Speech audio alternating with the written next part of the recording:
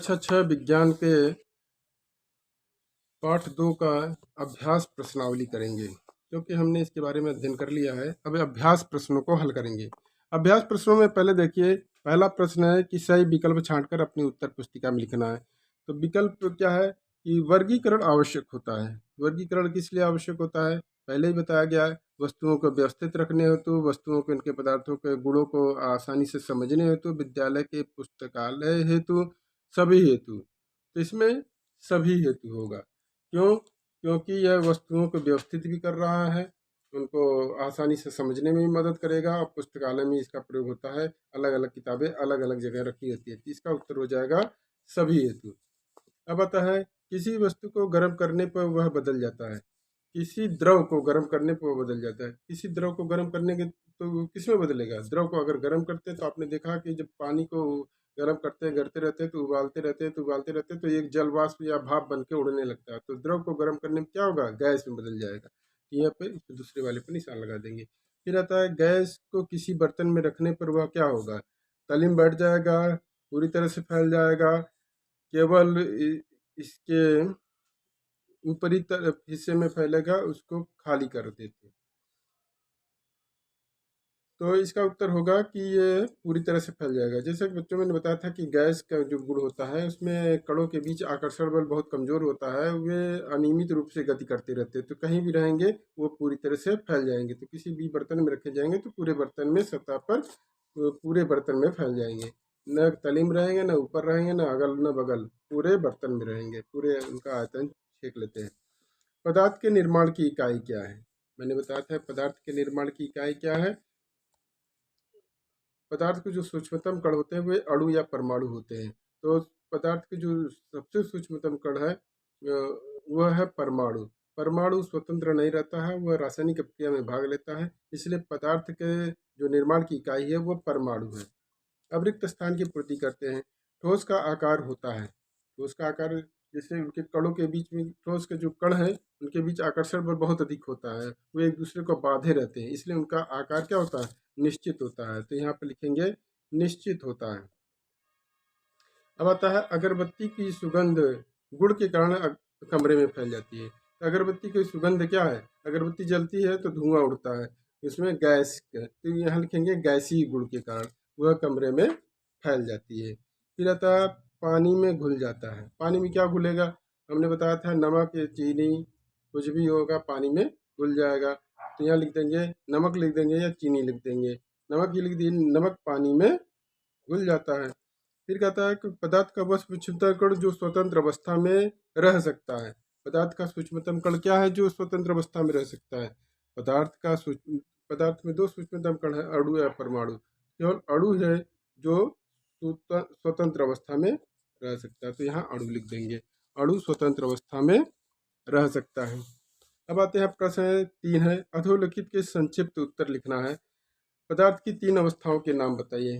जैसा कि मैंने बताया था कि पदार्थ की 3 अवस्थाएं होती हैं। कौन कौन सी 3 होती हैं? ठोस, द्रव और गैस। तो पदार्थ की 3 अवस्थाओं के नाम क्या हो जाएगा? ठोस, द्रव, गैस।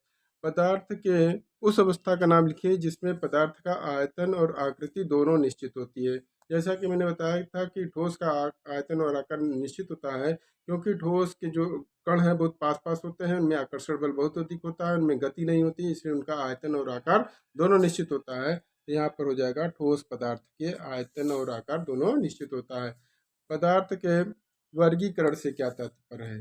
तो वर्गीकरण क्यों करते हैं? उनको आसानी से समझने के लिए। तो पदार्थ का वर्गीकरण उनको, वस्तुओं को आसानी से समझने के लिए क्या किया जाता है। तो यहाँ लिखेंगे कि यहाँ पर है, वस्तुओं के उनके सामान्य लक्षणों के आधार पर, वस्तुओं को उनके सामान्य लक्षणों के आधार पर अलग अलग करने की क्रिया को वर्गीकरण कहते हैं। तो वर्गीकरण से क्या तात्पर्य? वस्तुओं को उनके सामान्य लक्षणों के आधार पर अलग अलग करने की क्रिया को वर्गीकरण कहते हैं। पारभासी किसे कहते हैं? पारभासी किसे कहते हैं? जैसे कि पारदर्शिता के आधार 3 तरह के पदार्थ होते हैं, जिसमें से एक पारभासी है। पारभासी वे पदार्थ होते हैं जिनमें आंशिक रूप से या धुंधले रूप से आर पार देखा जा सकता है, जिसे तेल लगा कागज, पेंट लगा कांच। कारण बताइए। द्रव पदार्थों की आकृति निश्चित नहीं होती। बच्चों जैसे जानते हो, द्रव पदार्थों को चाहे जिस भी बर्तन में रखा जाए उस बर्तन का शेप ले लेते हैं। चाहे वो गिलास में रखा जाए तो गिलास का शेप ले लेंगे, लोटे में रखा जाए तो लोटे का शेप ले लेंगे, जग में रखा जाए तो जग में का शेप ले लेते हैं। यानी जिस पात्र में रखे जाते हैं उसी तरह का ये शेप ले लेते हैं। तो ये ऐसा क्यों होता है? ऐसा इसलिए होता है कि द्रव के जो कण हैं थोड़ा दूर दूर होते हैं, उनमें आकर्षण बल थोड़ा कमजोर होता है, वे एक दूसरे को एकदम अच्छे से नहीं बांधे रहते, थोड़ा थोड़ा बांधे रहते हैं, इसलिए वे थोड़ी थोड़ी गति कर सकते हैं। और ये गति करने के कारण ही वे जिस पात्र में रखे जाते हैं उसका आकार ले लेते हैं। इस तरह से उनकी आकृति निश्चित नहीं होती है। जल जल से भरा गिलास खाली गिलास की अपेक्षा भारी क्यों होता है? भाई बच्चों जैसे जानते हो कि जल से भरा गिलास खाली गिलास की अपेक्षा भारी क्यों होता है? जल एक पदार्थ है, पदार्थों में अपना भार होता है। तो जल से भरा हुआ गिलास इसीलिए भारी होता है क्योंकि इसमें जल भरा हुआ है और जल एक पदार्थ है, पदार्थ में भार होता है। इस तरह से आप लिख सकते हैं। और प्रश्नों के उत्तर अपनी पुस्तिका में लिखिए। एक प्रयोग द्वारा दिखाइए कि वस्तु पदार्थ स्थान घेरता है। आपने देखा होगा गुब्बारे को फुलाने पर गुब्बारा फूल जाता है। गुब्बारा फूल गया, उसमें हवा भर गई, हवा भर गई तो वो अपना स्थान घेर लिया, इसलिए गुब्बारा फूल गया। तो एक प्रयोग यही है कि गुब्बारा फुलाने पर गुब्बारा फूल जाता है। इस आधार पर हम कह सकते हैं कि पदार्थ स्थान घेरता है। कापी, पेन, किताब, कलम कहीं भी रख दीजिए तो वो स्थान घेर लेता है। तो ये सब क्या है? पदार्थ ही तो है। पदार्थ स्थान घेरता है। किसी पदार्थ को ठोस अवस्था से द्रव अवस्था में कैसे बदलेंगे? ठोस है उसको द्रव में बदलना है, तो ठोस को द्रव में बदलेंगे गर्म करके। जब गर्म करते हैं, जैसे बर्फ है उसको गर्म करेंगे तो वह पानी बदल जाएगा। तो ठोस को द्रव में बदलना हो तो उसको गर्म करेंगे। अब लिखा है द्रव को ठोस अवस्था में कैसे बदलेंगे? तो द्रव से ठोस बदलना है, तो जैसे कि पानी है उसको बर्फ बनाना है तो क्या करेंगे? ठंडा करके। तो द्रव से अवस्था से ठोस अवस्था में बदलना है तो हम उसको ठंडा करेंगे। ठोस द्रव गैस के अंतर उदाहरण से समझाना है। जैसा कि मैं बताया था कि ठोस के कण बहुत पास पास होते हैं, द्रव के कण थोड़ा दूर दूर होते हैं, गैस के कण बहुत दूर दूर होते हैं।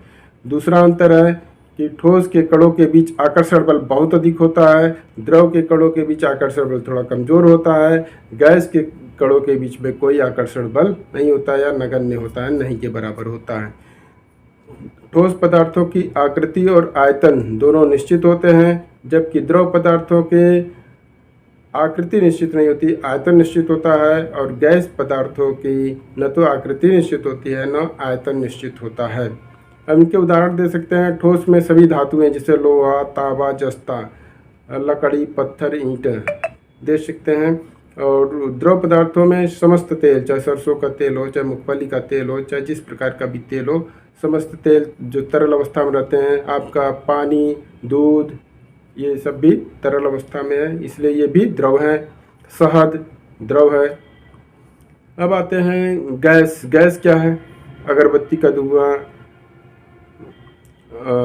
कछुआ छाप अगरबत्ती का धुआं, किसी भी तरह का धुआं हो वो गैस है। जैसे कि कागज जल रहा हो, लकड़ी जल रही हो, उसका धुआं गैस है।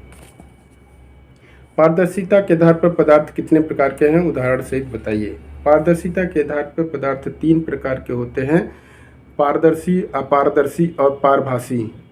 पारदर्शी पदार्थ वे होते हैं जिनके आर पार देखा जा सकता है, जैसे कि कांच हो गया, ये चश्मा हो गया और जल हो गया, जल के आर पार देखा जा सकता है। दूसरा है अपारदर्शी। अपारदर्शी वे पदार्थ होते हैं जिनके आर पार नहीं देखा जा सकता है, जैसे प्लास्टिक हो गया, कांच हो गया, कागज हो गया, मोटा कागज हो गया। सभी धातुओं के आर पार नहीं देखा जा सकता, इसलिए समस्त धातुएं भी अपारदर्शी हैं। पारभासी क्या है? पारभासी वे पदार्थ होते हैं जिनके आर पार आंशिक रूप से या धुंधला रूप से देखा जा सकता है, जैसे पेंट लगा कांच और तेल लगा कागज। परिवेश में पाई जाने वाली तीन कठोर मुलायम वस्तुओं के नाम लिखिए। आपके परिवेश में 3 कठोर पदार्थ और 3 मुलायम पदार्थों के नाम लिखने हैं। तो 3 कठोर पदार्थ क्या लिखेंगे? लकड़ी, पत्थर, ईंटा लिख दीजिए। और मुलायम पदार्थ क्या है? चादर हो गए, चादर, गीली मिट्टी, रुई। चुंबक किन वस्तुओं को अपनी ओर आकर्षित करता है? बच्चों, चुंबक लोहा और लोहे से बनी हुई वस्तुओं को ही आकर्षित करता है और किसी को आकर्षित नहीं करता। तो चुंबक किन पदार्थों को आकर्षित करता है? लोहा और लोहे से बनी वस्तुओं को। अपने आसपास दिखाई देने वाले वस्तुओं को पारदर्शी या पारदर्शी पारभासी में लिखना है, उनकी सूची बनानी है। तो बच्चों, जो परिवेश में दिखाई दे रहा है उसको लिख दीजिए, या मैंने जो उदाहरण बताया है उसको लिख दीजिए। जैसे पारदर्शी में आप बता देंगे कांच, चश्मा और जल। अपारदर्शी में प्लास्टिक, कागज, समस्त धातुएं। अब पारभासी में तेल लगा कागज, पेंट लगा कांच। ठीक। अब पदार्थों के वर्गीकरण की आवश्यकता है।